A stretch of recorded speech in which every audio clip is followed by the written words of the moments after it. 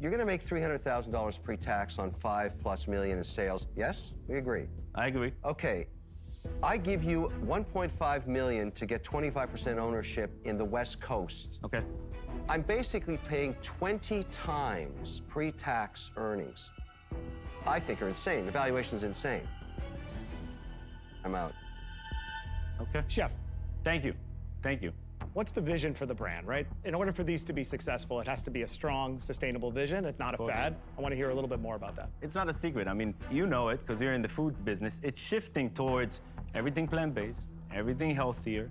This is no imitation. Everything that you see over here is fruits, vegetables, whole grains, so wait. beans. You're not alone in doing plant-based sushi and comparable plant-based other options. The problem is, here you are on a mission on the East Coast, which is hard enough. Yeah. Then you want to do it again, and you know, I didn't see a clone anywhere coming up in the pitch. So my gut's telling me no, I'm out. So here's what I don't like about the deal. I don't like the misalignment of the fact that I'm getting 5% equity in the concept that already has a lot of traction. Here it comes. And then I'm paying $1.5 million for what may or may not work. We all intuitively feel like you're gonna do great out here, right? But I don't know. And I know you're gonna be putting in as much time in New York as you are in LA. So there's a misalignment between you and I because I'm gonna want you to spend all your time in LA. I need you to align my interests in LA and in New York. Okay. How can you do better by bringing those two together? I think that I can go a little bit higher in the one that we have on the East Coast if that will make the deal happen. How much higher?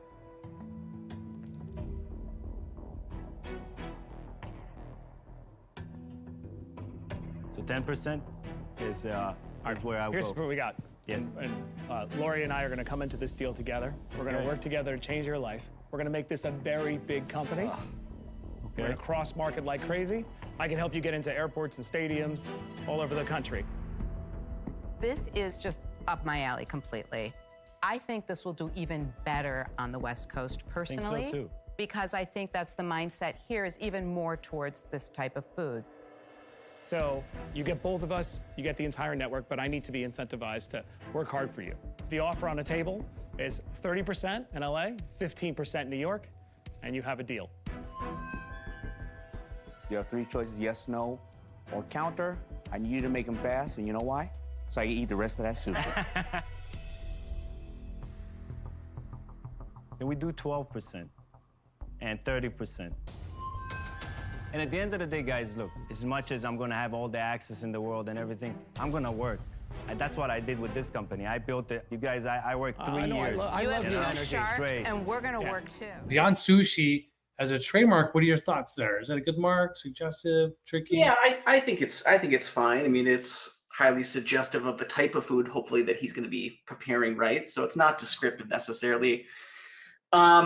That being said, I looked at their trademark registration. They have a single trademark registration for the actual. Let me look it up here. For the actual prepared appetizers and entrees themselves. So they're actually protecting the product as opposed to the sit-down service. So Interesting. that's a big blind spot in my mind for their trademark portfolios. I would like to see a Class 43 restaurant cafe services application as well, and maybe a design mark to protect the logo. Right. Yeah, Right. that's what I saw at the USPTO. Yeah, they ended up, they shook hands on TV, but they didn't do the deal backstage. I pulled up their sort of after the Shark Tank. This was filmed a while ago. Mark had all black hair at the time, 2016. 2024, they're crushing it. So they had a hard time getting through COVID, but they stayed on. They had some help from sort of participated with this group called Vegandale, and they were able to be part of like this whole vendor sort of symposium or system.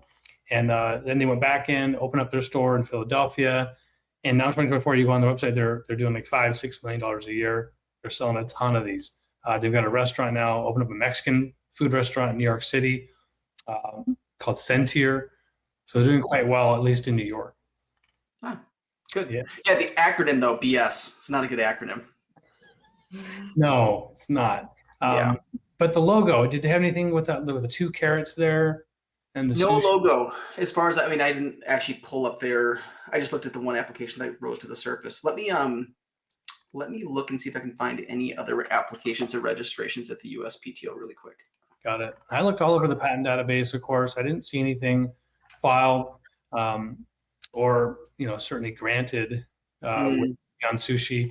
It's one of those concepts. It's a service. It's a product, not necessarily novel. They look beautiful, and they perhaps could have gone after like a design patent if they had a really, firm belief that one particular role and ornamentation was going to be something they would stick with forever.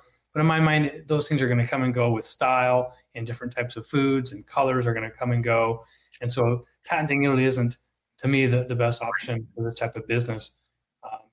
Anna, do you have any thoughts on IP related or even any other related issues? I mean, yeah, I think they just need to, they're obviously really selling their brand, and their brand isn't super protected. Not just their adding the additional class, but they probably have bestsellers, or what is it called at a restaurant? Not bestsellers, like most popular, like maybe signature dishes, things like that they probably don't have protected.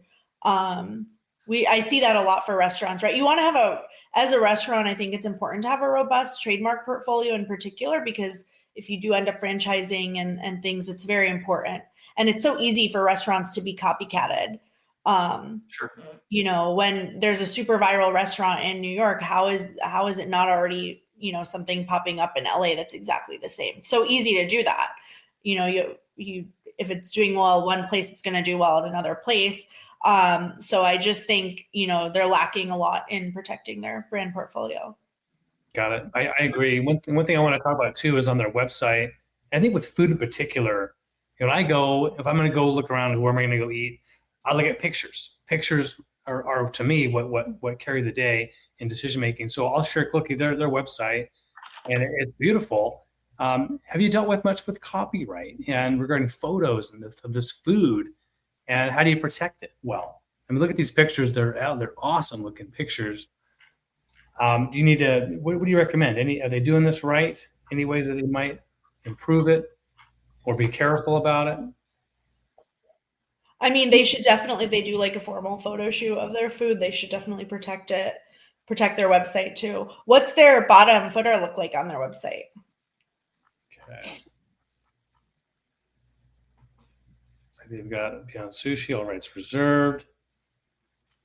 They might have more. So no privacy policy. So their website's not legally compliant. There's no cookies pop up. So they have a lot of issues with their website. Right. Got it. Yeah, I didn't click through anything before. This is as it is. So, and then I've noticed this alt text here, rainbow roll at Beyond Sushi. It's ADA compliant. Right. That's good. You won't get sued for that. Awesome. Well, for a company like this, in 2025, I'm hearing some really good recommendations. They may need some help when it comes to marketing the right way. Social media, let's talk that. We're already hitting that. Got a few more minutes left. Might as well see if we can get your wisdom for food products, food-related stuff. Are you going to want to be on the video eating it? Or having celebrities do that? Those are really food videos are very popular, Okay. or like eating videos. I don't know exactly why, but they are very popular.